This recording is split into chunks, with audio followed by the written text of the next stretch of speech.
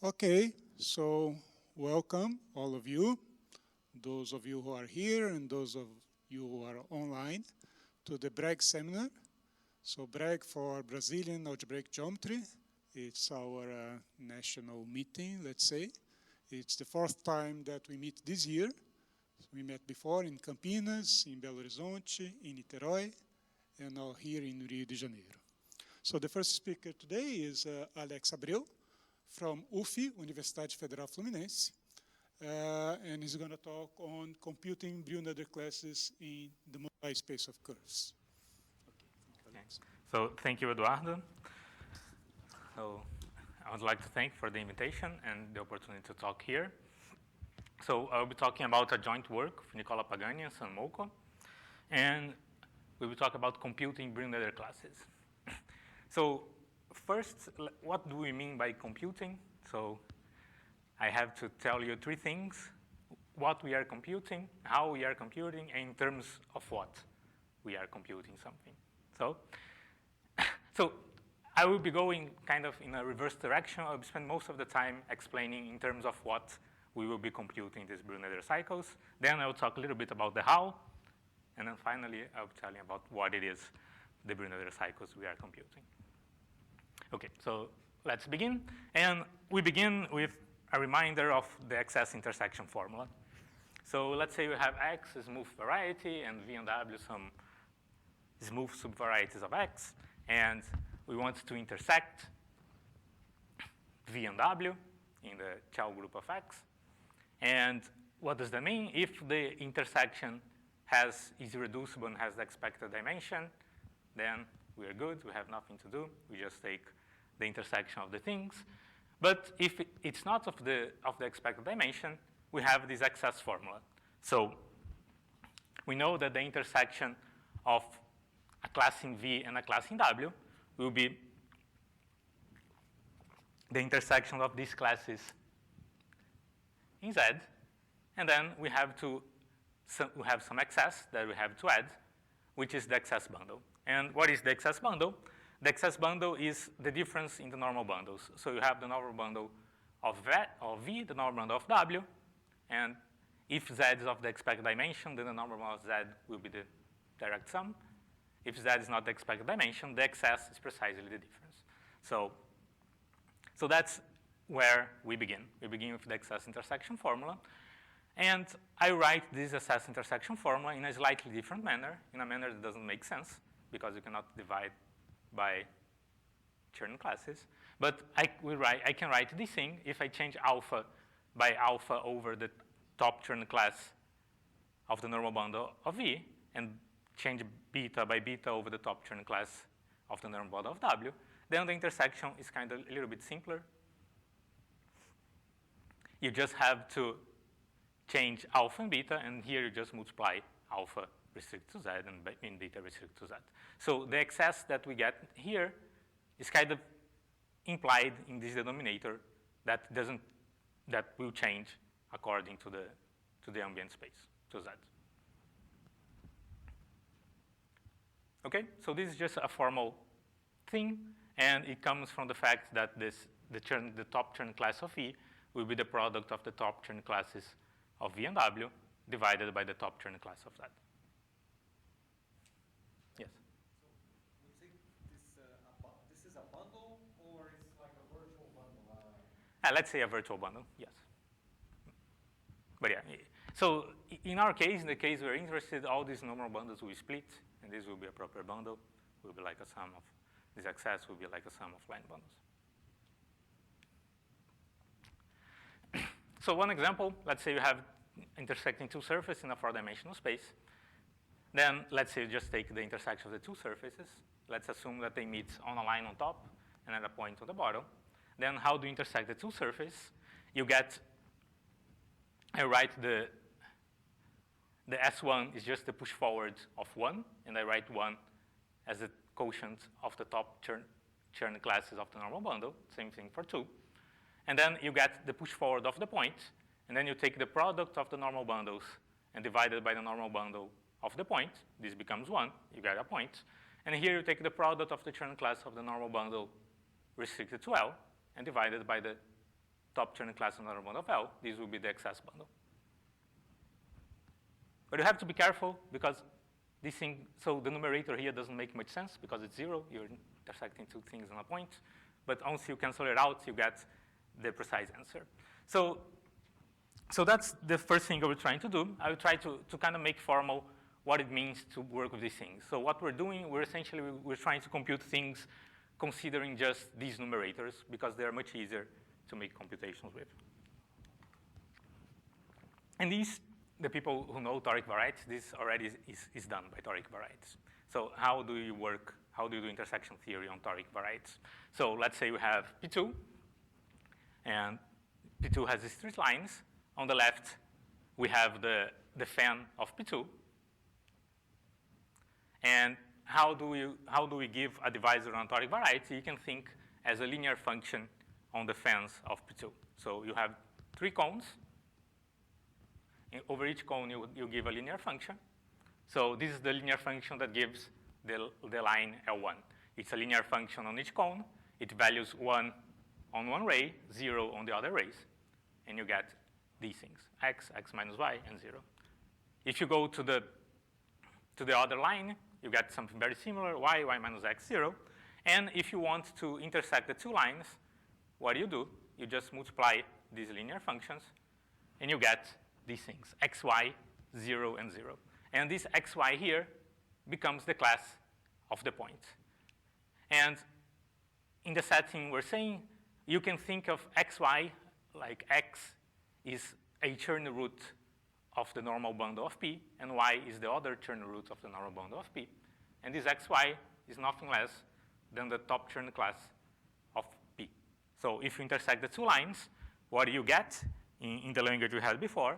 It's the push forward via the points over the top Chern class of the normal bundle over the top Chern class of the normal bundle. So this xy essentially here is just the numerator that we get here. So, and this xy makes sense. It's just a polynomial. On the other hand, the top Chern class of the normal bundle of P is 0 because it's a point. But you can make sense of these things. OK, and now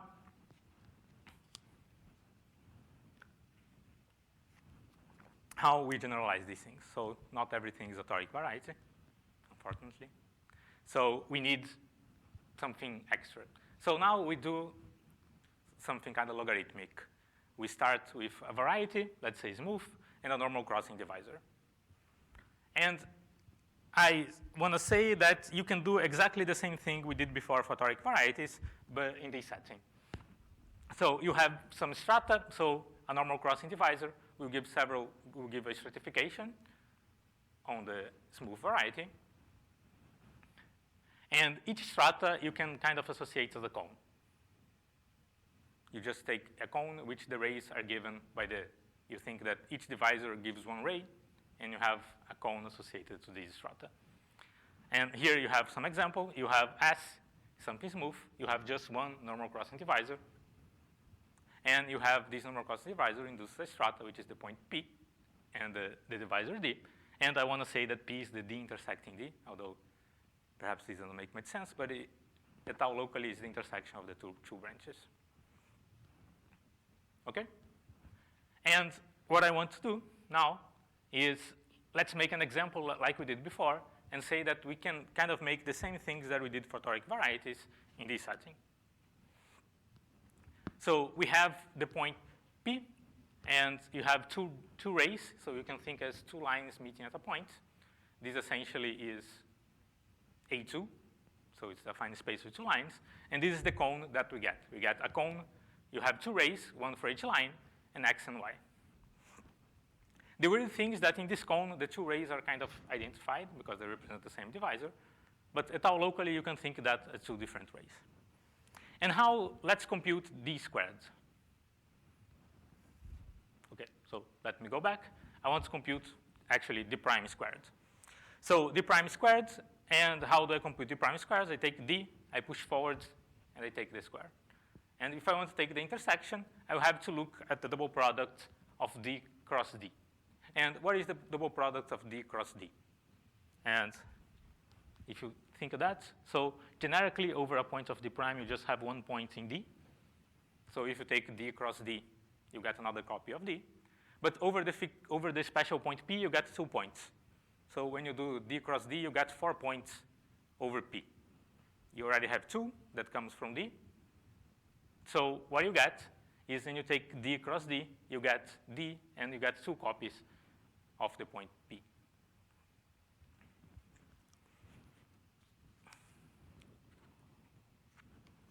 So if you do some excess intersection formula, you get that thing. You get that, so the first line is just the sex intersection formula. You get the excess in the intersection D, and you get twice the point P. And if I want to write as just writing the quotients and think about the numerators, I want to think as the C1 of ND squared, and then I would just take 2 of C top of the normal of the point P. And OK, so what does that mean? So if I think about the linear functions like I did before, this divisor D, when you think over P, is a linear function that has values 1 on each ray. So it's the function x plus y. Let's square x plus y. If you square x plus y, you get x squared plus y squared plus 2xy. And this is exactly the same thing you get above. So x squared plus y squared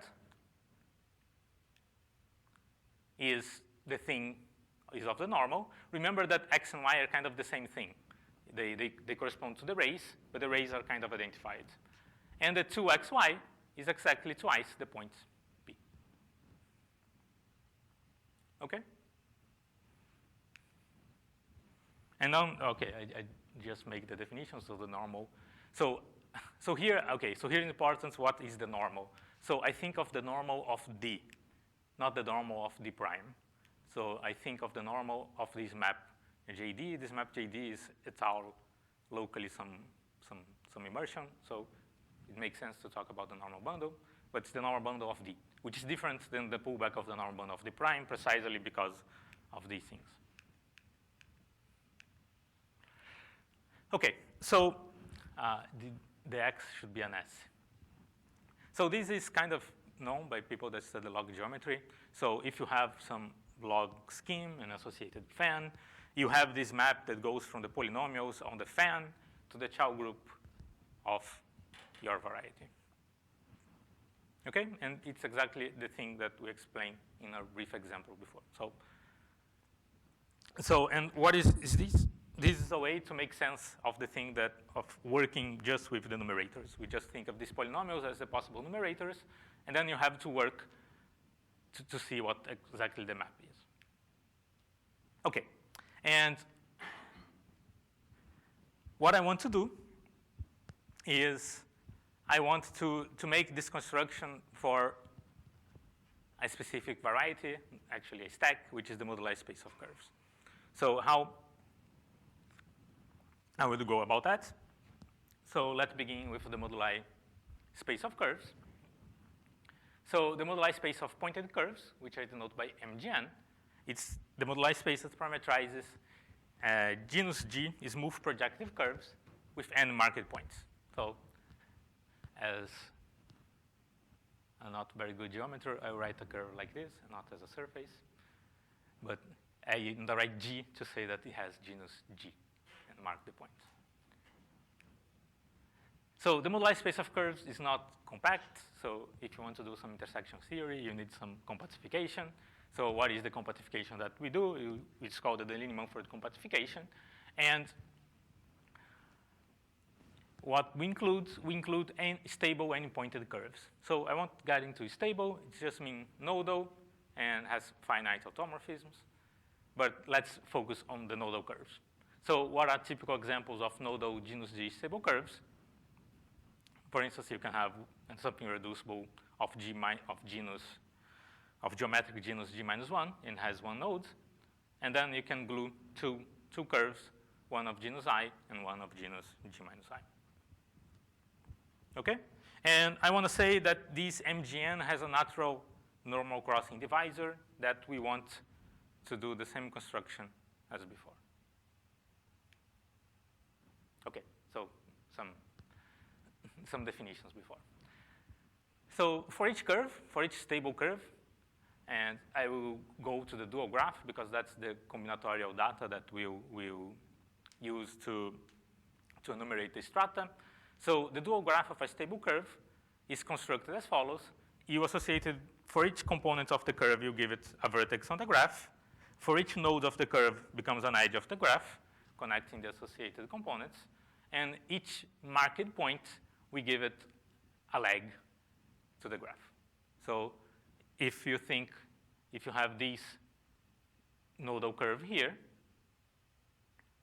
what we do, so we have 3 components, so we have 3 vertices, and then the second and third components meet in 2 nodes, so we get 2 edges here, and the first components, we have an irreducible node, which becomes a loop on the graph.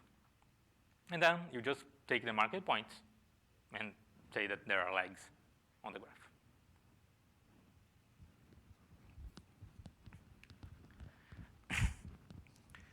So given a graph, we can define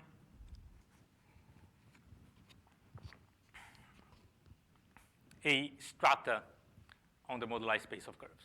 And how we do that?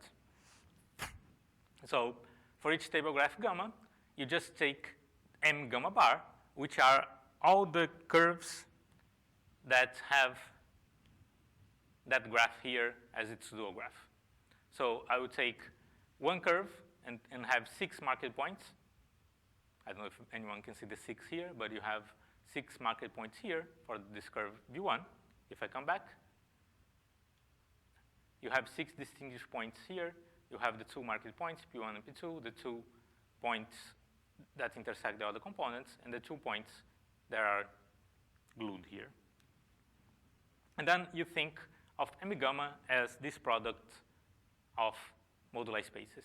So you have to give one curve for each vertex, and then you glue the curve according to the data given. So how is that? So you give one curve 6 points, another curve 4 points, and then another curve 3 points, and then you just glue the curves around the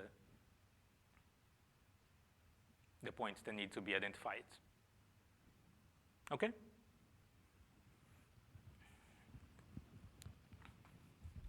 So this gives the moduli space of curves kind of the structure that we had before. So if your graph only has one edge, this will give a divisor. And these divisors will give a certification. And this certification at each strata is precisely one of these m gamma bars. Okay? I do have to warn you that this thing is not an inclusion.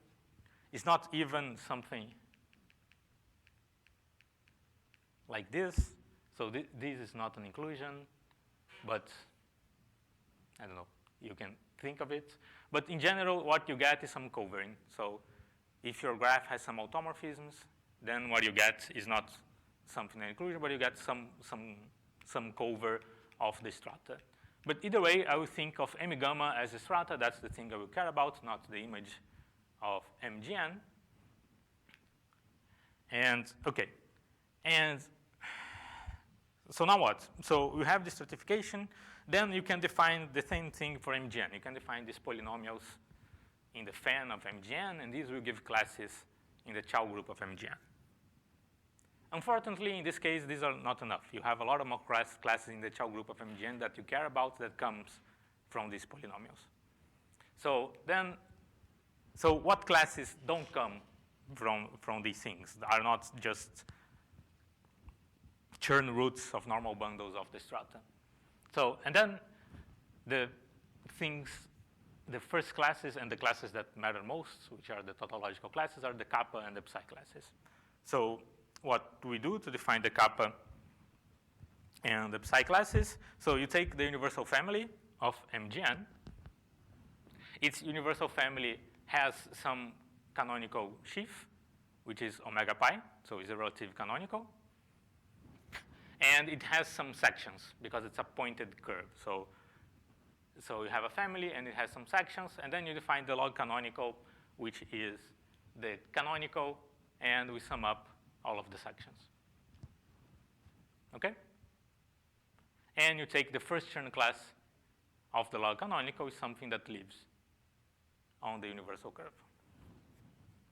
So you define the kappa classes of MGN are just the push forwards of the first Chern class of the log canonical to the power I plus 1. So this map has relative dimension 1. So kappa I is a class of codimension I. And you define the psi classes, which is psi I. It's the pullback of the first Chern class of the canonical via the section. So these are the classes that are called the tautological classes of MGN, and that's the class that we want to write. So everything we compute, we want to write in terms of these classes. So what I want to do now, I want to mix them two. I want to kind of write these polynomials for the fan and add the kappa and the psi classes. Okay, and just so later we'll do this for every family of curves. So let's just say we don't need MGN. You can have any family of curves with sections. You can define these kappa classes and these psi classes in the same way. Okay, so what is a tautological ring, which is the subring of the Chow ring that we are interested in now. So the tautological ring, it began many years ago. So you can just think of MG, no bar, no points. And this is just the subring of the Chow group, of the Chow ring that is generated by the kappa classes. So if you have no points, you don't have the psi's, you just take the kappas, and you consider the ring generated by the kappas, and you call that the tautological ring of MEG. And this can be generalized to the lemma for the compactification and of marked points. But now the thing is a little bit trickier. So the tautological ring of MGN is now the subring of the Chow ring of MGN that is generated by all the kappa and all the psi classes in all the strata. So if we come back to a strata like this, so you have MEG16. So in this strata, you have some kappa and some psi's that comes from the MEG16. And you have kappas and psi's that comes from MEG2, and kappa and psi's that comes from MEG3. So what we want to do is you take the ring that is generated by all the kappas and all the psi's in all possible strata. And this is the tautological ring of MGN. And so what is a typical element of this tautological ring? You just choose some graph. And then you choose some kappas that lives on each vertex of the graph. And then you choose some psi's that corresponds to edges of the graph. So the psi's corresponds to the nodes. And then you take push forward via the strata. So, and this is the first time I will do this. So I didn't say anything, but everything I say about polynomials still work even if you have to divide by this automorphisms group here.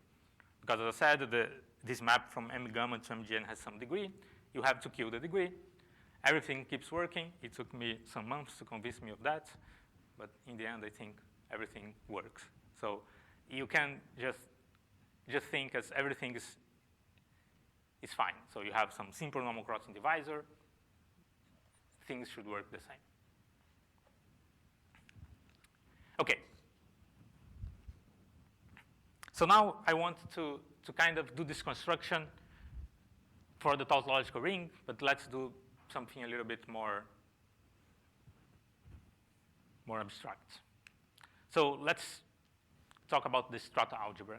So I would take some SD as before. So S is something, let's say, smooth. D is a normal crossing divisor. And then you have a strata. So and I want to add some classes. So for instance, here we have some kappa classes and some psi classes. So, and I can think here, these are just polynomials. So when you take the push forward, the things are a little bit trickier. But over here, you can think as these are just polynomials. So what we do, you take for each strata, you take a ring. And let's say you have a map from this ring to the Chow ring of the strata. Okay? So we choose some ring. For us, this ring will be the ring of polynomials in the kappas and the psi classes.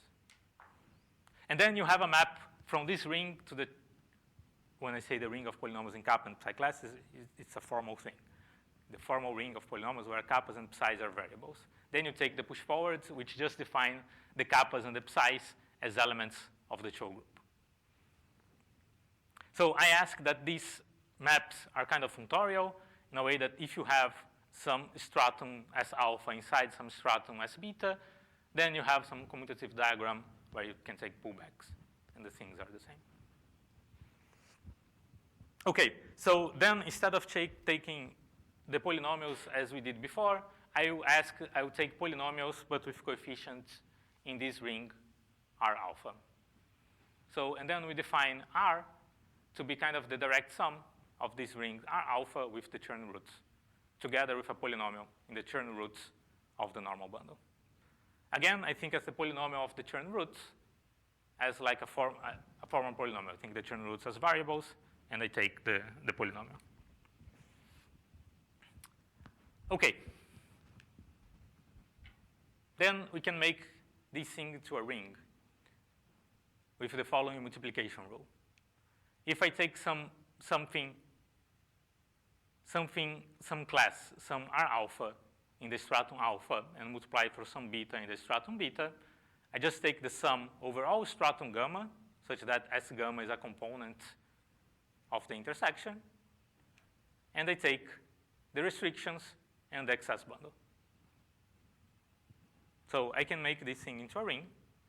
So the excess bundle here, as I said, is just, so the top Chern class of the excess bundle is just a monomial in the Chern roots of the normal bundle of gamma. So this thing is a ring, and this is exactly the excess intersection formula. So that means that we have some kind of ring homomorphism from R with this multiplication to the Chow group, to the Chow ring of S that takes some class R alpha inside some stratum S alpha to the push forward of this class. So let me go back. So,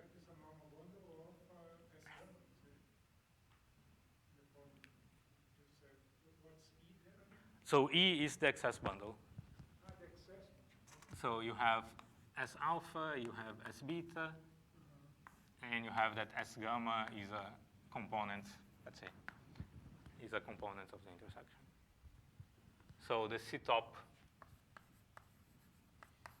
of E is nothing more than the product, is the C top of the normal of alpha restricted to gamma times the C top of normal of beta restricted to gamma over the C top of normal gamma. So this thing is just a monomial. X, Y, Z, and this thing will be some X, Y, some Y, Z, and then you get some monomial.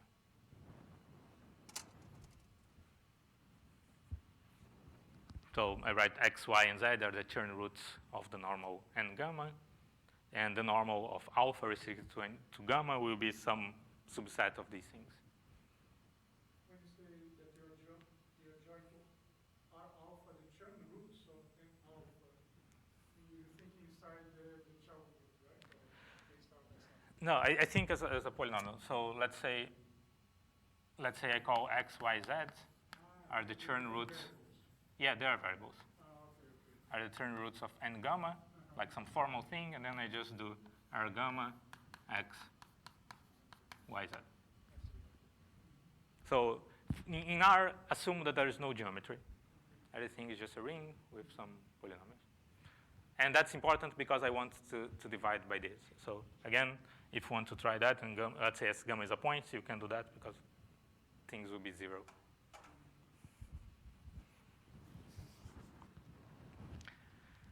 Okay, so you can make R into a ring, and the excess intersection formula tells us that we have a ring of homomorphisms that comes to R to the Chow ring of S by simply taking some stratum alpha, some elements R alpha, and you just take the push forward directly to S. So remember that for each element in R alpha, you have a map to the Chow ring. So here you have some Chern roots, but you can also take a map to the Chern roots to the Chow ring of S alpha. So you have an element here, you take to the image in S alpha, and then you you take the image of the stratum in S. So this is a ring, and this is a ring homomorphism, and that's the equivalent that we had for the polynomial thing. But kind of, because this multiplication here is very weird. And when we're doing the polynomials, the multiplication, we're just multiplying polynomials. Here, we're not multiplying polynomials. And I'm saying we make R into a ring, but R is already a ring. It's a sum of rings. OK. So what I'm going to say now is that you can kind of make these things and consider the natural multiplication in R, which is much simpler to multiply. You just have to multiply polynomials. So you can have some ring homomorphism that goes from R with this weird multiplication to R itself. But now it's given as something strange. So for each class, for each pair alpha R alpha, you take that not to just a pair beta, you take that to a sum over each beta and some class R prime beta. And how do you recover R prime beta? You just take the same class in alpha, you multiply by the top term class of the normal bundle of alpha and restrict to beta. And that is what we have done right at the beginning. So if we go back, that's what we have done here. So, OK? So here's the alpha. So what did I did from here to there? I just take the alpha and wrote it as alpha times the top term class over the top term class. So that alpha that is below here is what? Is the alpha that is above times the top term class of that. So that's simply the map. And so you have to multiply by the top term class of the normal. But it's not just that. You have to consider all other stratum. So you don't just remember this thing on the stratum alpha. You remember that on all stratum that is contained in alpha. So actually, you have to take a sum, because the stratum beta can be inside alpha in a lot of ways. And this map is injective. It's not actually true. You have to take care of some automorphisms. You have to take some invariant part of R with the weird multiplication. But after some consideration, you can think that this map is injective. OK, let's do an example, which is the example that we had before. So, OK, so let's take nothing. Let's take just Z. So we're just having polynomials. So what is it, the map? So this is R. It's just a polynomial in Z. So Z is the Chern root of the normal bundle of D. And then you have xy, which is the Chern root of the normal bundle of P. So let's take D prime, the class D prime, which is the image of D, 1. So if you go back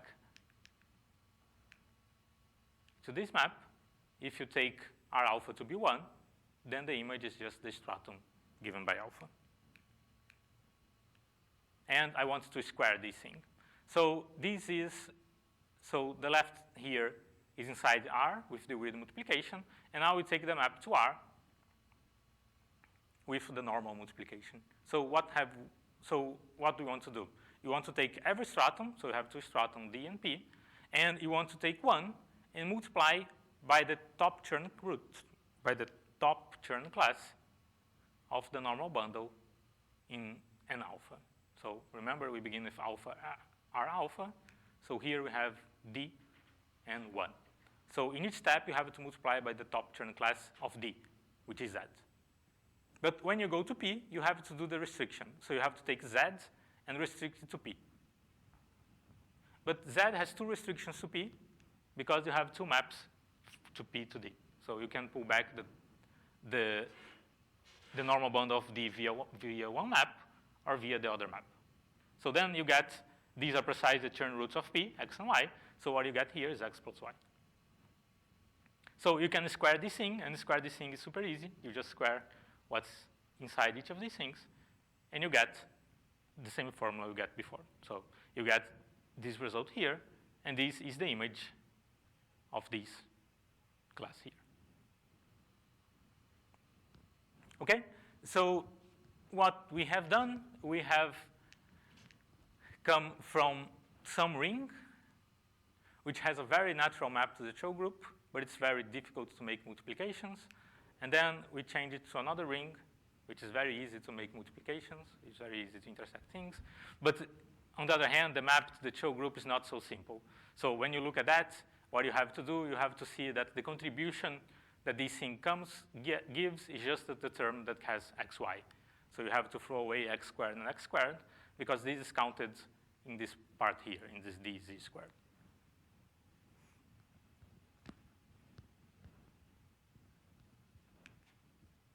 Okay, so, and the other thing is that not everything is in the image. So not everything will give some proper class. So let's say we have r bar the image.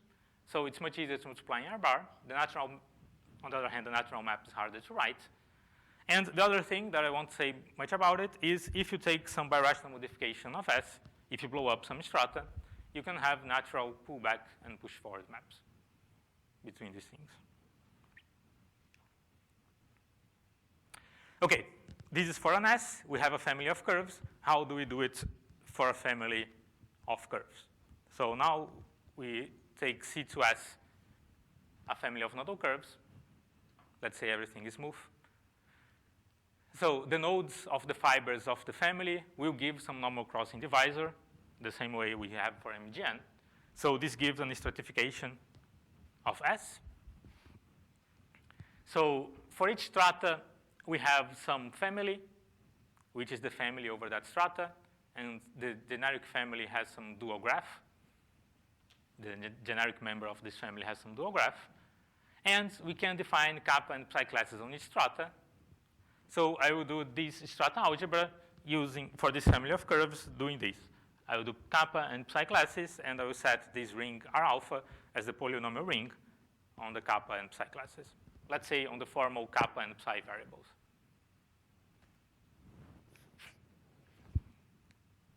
Okay, so here we have an example of a family of curves. And here we have some dual graphs. So we have a divisor here that corresponds to two nodes. So this is something that can happen. These two nodes between C1 and C2 and C2 and C3 gives the same divisor downstairs. And then you have the node between C4 and C5 gives another divisor here. So S is kind of the base of the family. And over S, what is the stratification that we get? We get a point and two divisors. Okay? And this, over here, I'm trying to write some combinatorial thing. So below here, I get a cone. I don't know if everybody can see the cone here, but it's the same cone that we had kind of before, which is x and y. And over here, I'm writing the dual graphs of the curves. So this curve here has three components, three vertices. They are joined by an edge each one. The same, the curve in the middle has four components, and the curve on the right has two components. Okay?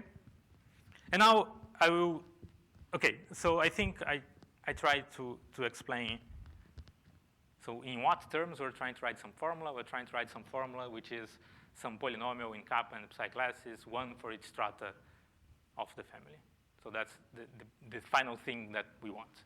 And now let's start with how. So, and the first thing that we have to try to do is you have to learn to push forward from the family of curves to the base of the family.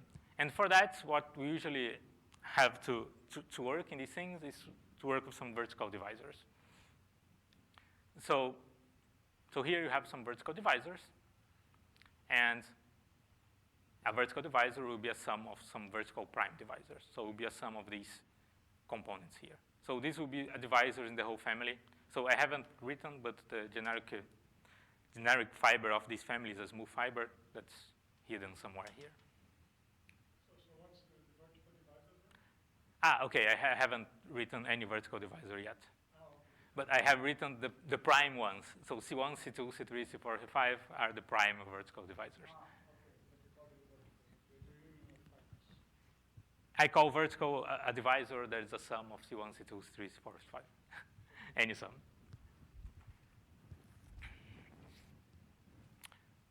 Okay, so then this is the picture that this is kind of the combinatorial picture that we have of this family here. So the vertices are the components, and the vertical edges are the nodes. So one thing to have in mind is that since everything is smooth, each node in the special fiber can only go in one direction. So each of these nodes here can only either go left or go right, which means that each edge on the central fiber here either survives to the right or survives to the left.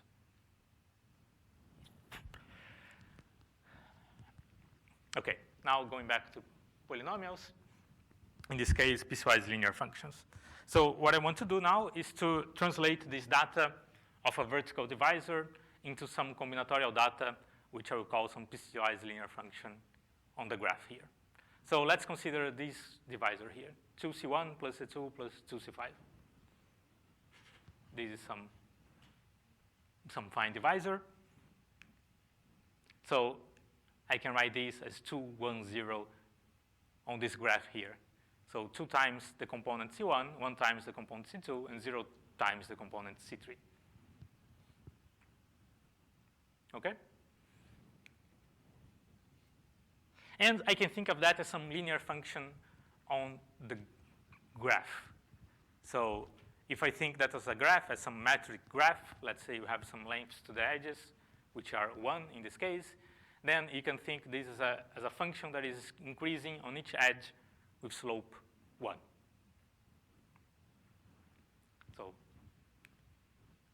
but what I want to do now is do the kind of the modern approach to tropical curves, which is instead of giving rational, real lengths to the edges, I'll give lengths in some monoids. In this case, I'll give lengths as some, I would say that the lengths are precisely some linear thing on the base. So before we have some polynomials in x and y, I would say that the length of each edge is precisely x, because it's the linear function below that corresponds to the divisor here.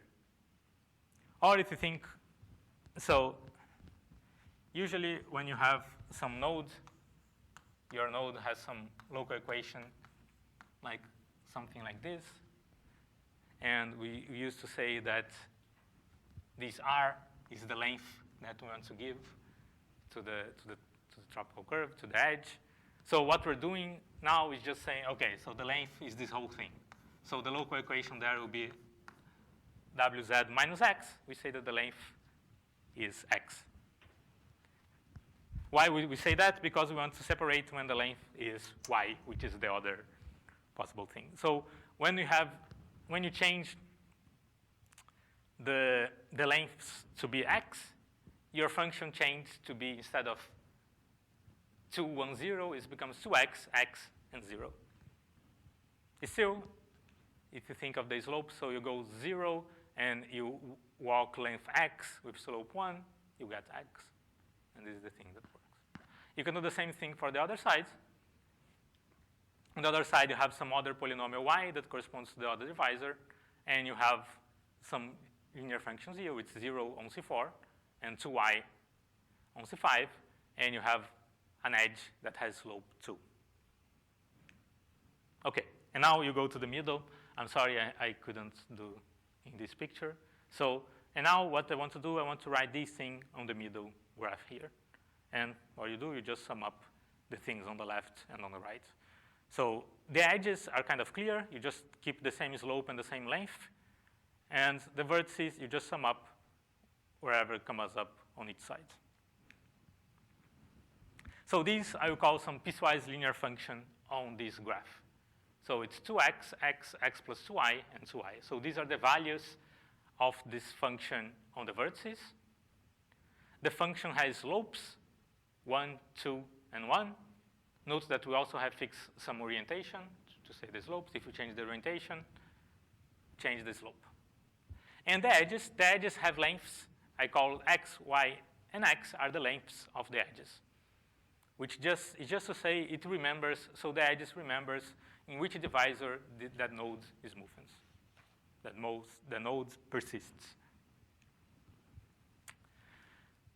So, okay, so that's the thing. So each vertical divisor corresponds to gives in each strata some linear function, some piecewise linear function on the graph. Okay, and these things are kind of equivalent. If you have some piecewise linear function, you have some divisor.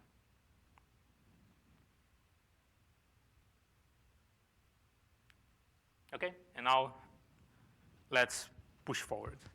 So now that we have vertical divisors, what we want to do, we want to know how to push forward from the family. Where is the family? So you have the family. I want to take some class in the family, possibly intersect with some vertical divisors, and then push forward to the base. And I will write the formulas just for intersecting some vertical divisors and just intersecting with some kappa class. So this A must be at least 1 here. So if you intersect with the class of the first class of the canonical, the log canonical. So let's say you have k vertical divisors, and so we have this nice formula, which tells you how to push forward, but it tells how to push forward in this language that you have to consider these polynomials. So, and you have to consider them, I consider not in the usual sense. So I'm not writing the formula on the left, I'm writing the formula on the right. So you need to write something for each strata. And I tell you what everything on each strata is, and it's given like this. So if you have some canonical, and actually this formula works like in general, you can, so the canonical here can be anything. So it simplifies here because the canonical is trivial on the nodes, but if you have any class, you can combine the two things to have a formula that can push forwards and the intersection of anything. You just have to give names. So you can see that the kappa appears here. So the kappas are precisely the things that you have to add. So you need to know something about whatever it is you're intersecting here to write the formula. So if you take a product of vertical divisors and intersect with some power of kappa, all you have to do, you just have to multiply the values of these vertical divisors on the vertices, which are polynomials. So we're multiplying something like this. So we're giving some polynomials. So remember that the values of a function on a vertex is always some sort of polynomial on the base. So you got some polynomials, one for each vertex, you sum them up, and you get the kappa class here.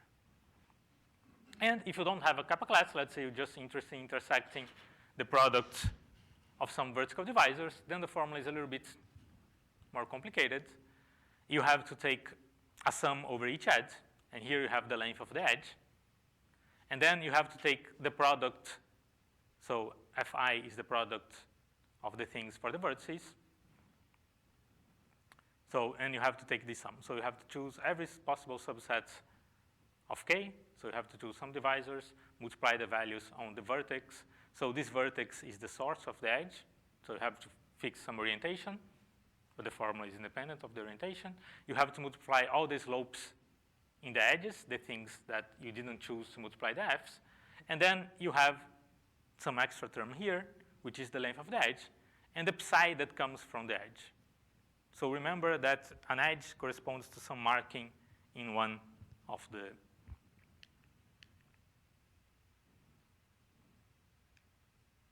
So this edge corresponds to some marking on the component C3. And if you think of C3 as a family of curves, it has some psi class that comes from this marking here. So what does this formula mean? So this formula means that this thing works as long as these kappas and these psi's are inside the ring that we originally considered. So we just consider the rings in kappas and psis, then okay. So this formula is a valid formula and gives the push forward of essentially everything you're trying to intersect with vertical divisors. Okay, so I have tell you in what terms I want to write something.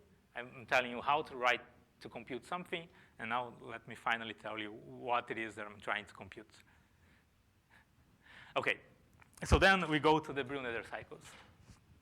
So over MGN, you have some compactified Jacobian, parametrizing pairs, where L is a stable torsion-free rank one sheaf of degree D. So don't dwell much on that. Let's just look at a smooth thing. You have a curve. You have some degree D invertible sheaf.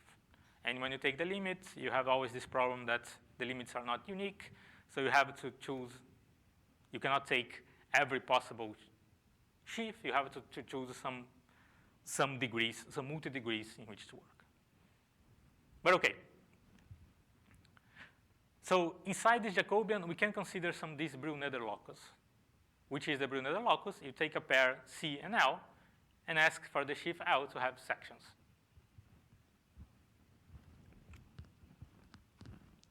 Okay, and the problem is that this thing is not so great.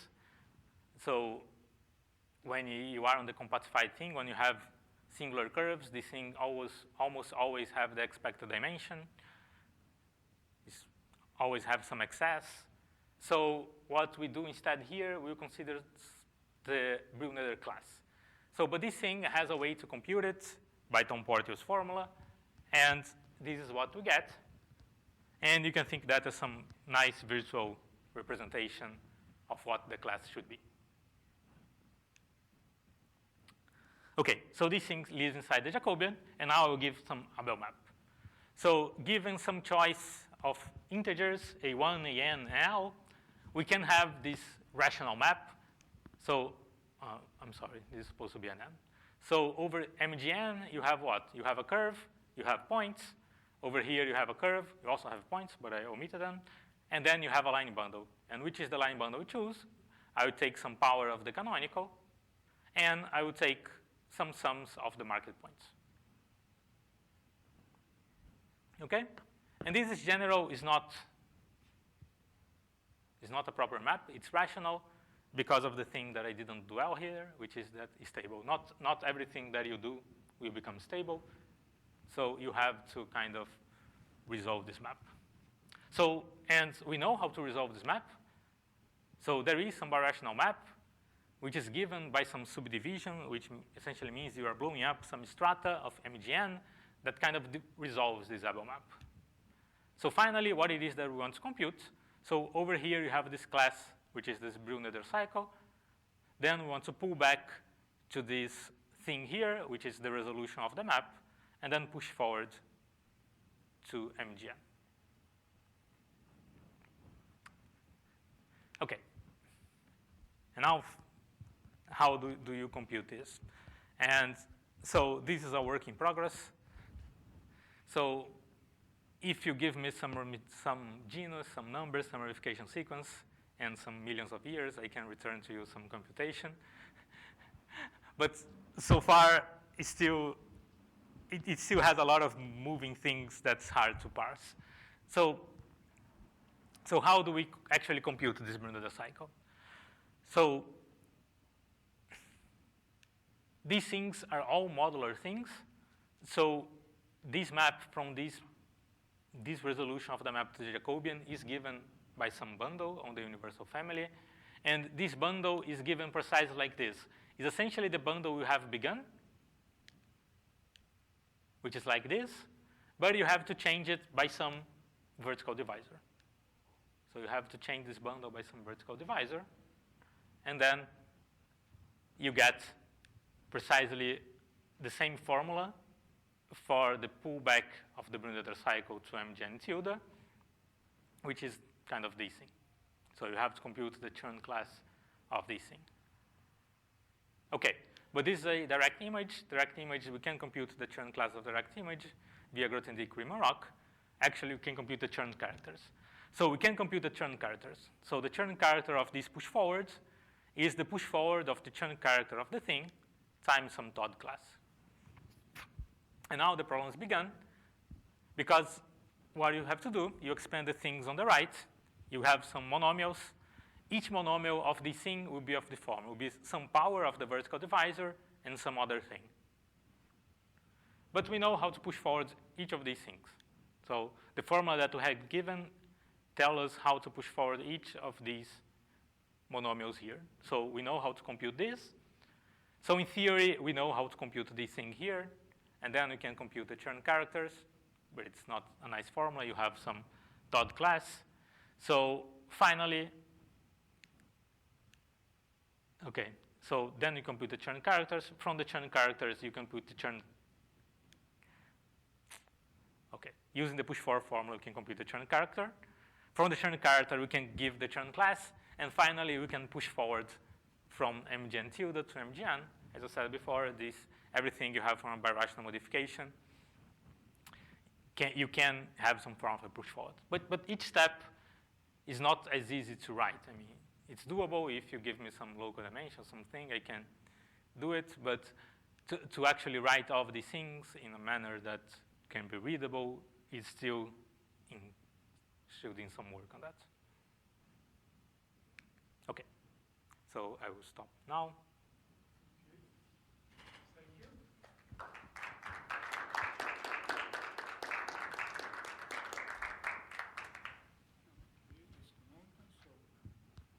Questions?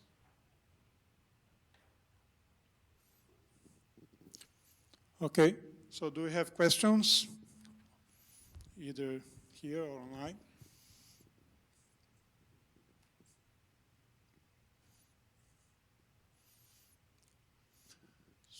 So you explained us how to compute, right, these classes. What do they mean? Okay, so perhaps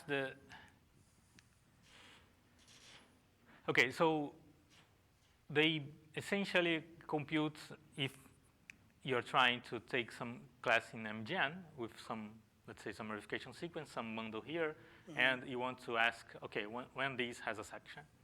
And these will give some class, some mgn bar, and I try to compute the class when this thing has a section. But again, this thing is not of the expect dimension, so you got some kind of virtual thing. Okay. But yeah, when the degree is 0, if d is 0, so that's, if d is 0, you get to the verification cycle. So you could possibly get some formula for the verification cycle, which we can get in low genus. And one good case is when d is negative, because if the degree is negative, you don't expect any sections. So you get something that is 0, but the formula doesn't give 0. It gives something that is not 0, which means that you get some relation in the tautological ring. And can you get some relations that were not known before through this method? Not yet. Not yet. Okay. Yeah. Okay. I don't know if there are any relations there or not. No, I don't know either. Okay.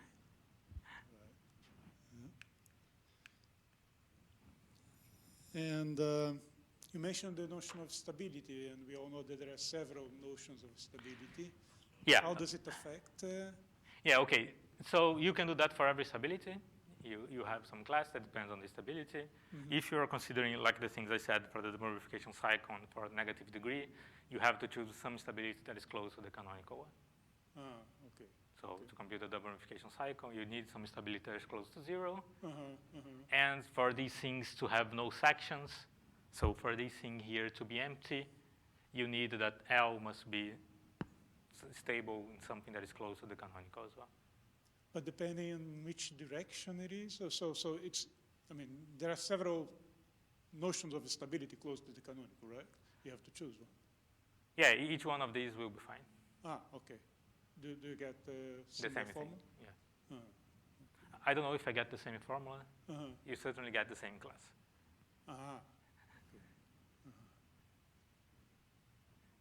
Yeah, after you push forward to the shell ring, you surely will get the same thing. The same class, but if it actually computes the... Yes, the verification cycle. Yeah, you need the expect dimension there. Yeah. Okay. Any more questions there? Okay, so if not, let's thank Alex again.